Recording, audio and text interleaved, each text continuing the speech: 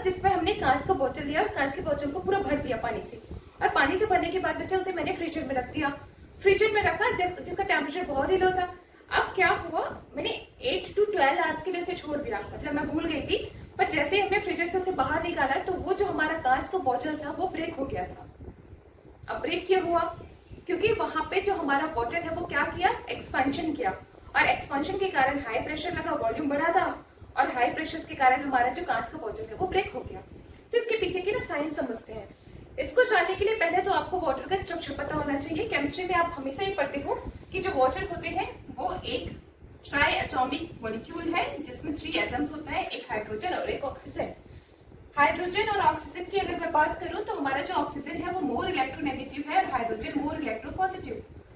Due to the high electronegative and high electropositive, यहाँ पे in water molecule के बीच में एक स्ट्रॉन्ग बॉन्ड बनता है, जिस बॉन्ड को आप क्या बोलते हो, हाइड्रोजन बॉन्ड बोलते हैं। ये चीजें आपको पता है, ये बेसिक्स है, ये चीजें आप पढ़ते हो, है ना। 11th केमिस्ट्री में आप पढ़ते हैं कि ये जो वाटर मॉलिक्यूल है उनके बीच में क्या प्रेजेंट होता है, हाइड्रोजन बॉन्ड।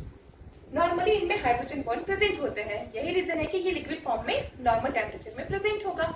अब जब ये लिक्विड फॉर्म में होता है ये वाटर, तो इनमें हाइड्रोजन बॉन्ड बहुत इर्रेगुलर टाइप्स का होता है। इर्रेगुलर मतलब कहीं से भी कहीं भी बन जाते हैं। रीजन, इनके मॉलिक्यूल थोड़े दूर दूर होते हैं, तो मॉलिक्यूल दूर दूर होता है, इर्रेगुलर अरेंज होता है। इर्रेगुलर अरेंज होने के कारण इनमें जो हाइड्रोजन बॉन्ड बनता है वो बिल्कुल अनस्टेबल टाइप का बनता है। जैसे ही आपने इस वाटर को किस में रखा, फ्रिज में रखा, फ्रीजर में वाटर को रखते ही क्या होगा, टेम्परेचर कम हो रहा है, टेम्परेचर कम हो रहा है, उनके मॉलिक्यूल पास पास आएंगे क्योंकि आइस बनना है। आइस बनने के कारण जब उनके मॉलिक्यूल प्रॉपर रीअरेंज हो जाते हैं तो उनमें रेगुलर अरेंजमेंट आता है, और रेगुलर अरेंजमेंट की वजह से यहाँ पे एक स्टेबल हाइड्रोजन बॉन्ड्स का फॉर्मेशन हो जाता है। जब स्टेबल हाइड्रोजन बॉन्ड्स बनते हैं तो एक केज लाइक स्ट्रक्चर बनता है, और इस केज लाइक स्ट्रक्चर्स में बहुत सारे खाली स्पेसेस रह जाते हैं।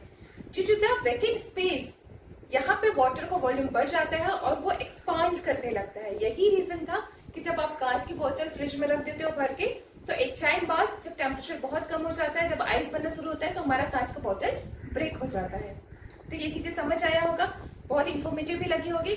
सेकेंड चीज हम इसे इस तरीके से भी समझ सकते हैं कि यहाँ पे ये जो अरेंज होता है ना, arrange structure, cage like structure बनता है, तो इनमें बीच में स्पेसेस आ जाते हैं, और यही स्पेस के कारण से उनमें एयर्स भर जाता है, और यही रीजन है कि हमारा जो आइस होता है वो वाटर के ऊपर फ्लोट करता है, वाटर के ऊपर तैरता है। और फिर आप बोलते हो ना कि इसकी डेंसिटी कम हो गई।